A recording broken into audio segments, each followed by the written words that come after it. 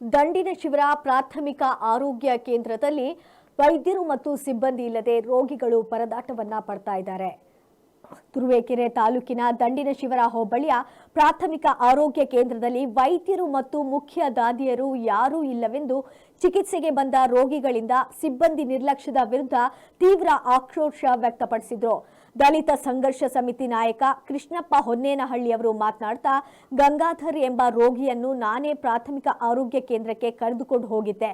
ಆ ಸಮಯದಲ್ಲಿ ವೈದ್ಯರಾಗಲಿ ಅಥವಾ ಮುಖ್ಯ ದಾದಿಯರಾಗಲಿ ಇರಲಿಲ್ಲ. ಅಲ್ಲೇ ಇದ್ದ ಡಿ ದರ್ಜೆ ನೌಕರರನ್ನ ಕೇಳಿದಾಗ ಯಾರೂ ಇಲ್ಲ ಎಂಬ ವಿಚಾರ ತಿಳಿಸುತ್ತಾ ಪ್ರಮೀಳಾರವರಿಗೆ ಫೋನ್ ಮಾಡಿ ಎಂದು ಹೇಳಿದ್ರು. ಪ್ರಮೀಳಾ ಅವರಿಗೆ ದೂರವಾಣಿ ಕರೆ ಮಾಡಿದಾಗ, ಅಣ್ಣ ನಾನು ಈಗ ಬಂದೆ, ನನಗೂ ಗಂಡ ಮಕ್ಕಳು ಮನೆ ಯಾರು ಇಲ್ವೇನಣ್ಣ, ದಿನದ 24 ಗಂಟೆಯೂ ಕಾರ್ಯನಿರ್ವಹಿಸಬೇಕಾ ಅನ್ನುವಂಥ ಪ್ರಶ್ನೆಯನ್ನ ಕೇಳಿದ್ರು.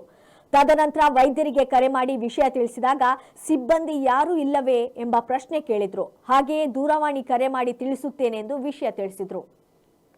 ಇಲ್ಲಿಗೆ ಯಾರು ಸಿಬ್ಬಂದಿನ 24 ಅವರ್ಸ್ ನಾನು ಗಂಗಾಧರ್ ಅಂತೇಳಿ ಒಬ್ಬ ಪೇಷಂಟ್ನ ಹಾಸ್ಪಿಟ್ಲಿಗೆ ಕರ್ಕೊಂಬಂದೆ. ಗಂಗಾಧರ್ ಅಂತೇಳಿ ಅವರು BP ಪೇಷಂಟ್ ಹಾಸ್ಪಿಟ್ಲಿಗೆ ಕರ್ಕೊಂಬಂದೆ. ಒಂದು ಲೇಡೀಸ್ ಇದ್ದರು, ಅವ್ರಿಗೆ ಕೇಳಿದೆ, ಇಲ್ಲ ಅಣ್ಣ ಯಾರೂ ಇಲ್ಲ ಹಂಗೆ ಹಿಂಗೆ ಅಂತಂದರು. ಆಮೇಲೆ ಯಾರೋ ಪ್ರಮೀಳಾ ಮೇಡಮ್ ಅವ್ರಿಗೆ ಫೋನ್ ಮಾಡಿ ಅಂತಂದರು. ಪ್ರಮೀಳಾ ಮೇಡಮ್ಗೆ ಫೋನ್ ಮಾಡೋದಿಗೆ, ಅಣ್ಣ ನಾನು ಈಗಿಂದ ಬಂದೆ, ನನಗೂ ಮಕ್ಕಳು ಮನೆ ಗಂಡ ಯಾರು ಇಲ್ವಣ್ಣ, ನಾನು 24 ಅವರ್ಸ್ ಕೆಲಸ ಮಾಡೋಕತ್ತ ಅಂದರು. ಆಮೇಲೆ ಮತ್ತೆ ನಾನು ಡಾಕ್ಟ್ರಿಗೆ ಫೋನ್ ಮಾಡಿದೆ. ಡಾಕ್ಟ್ರ್ ಯಾರು ಇಲ್ವಾ ಅಂತಂದ್ರೆ, ಯಾರು ಇಲ್ಲ ಸರ್ ಅನ್ನೋದಕ್ಕೆ, ಆಯ್ತು ನಾನು ಫೋನ್ ಮಾಡ್ತೀನಿ ಇದು ಅಂದರು. ಇಲ್ಲಿ ಅವ್ಯವಸ್ಥೆ ಏನಾಯ್ತು ಅಂತಂದರೆ, ಇಲ್ಲಿ ಯಾರೂ ಇರೋಲ್ಲ. ಯಾರಾದರೂ ಎಮರ್ಜೆನ್ಸಿ ಪೇಷಂಟ್ ಬಂದರೆ ಏನು ಮಾಡಬೇಕು?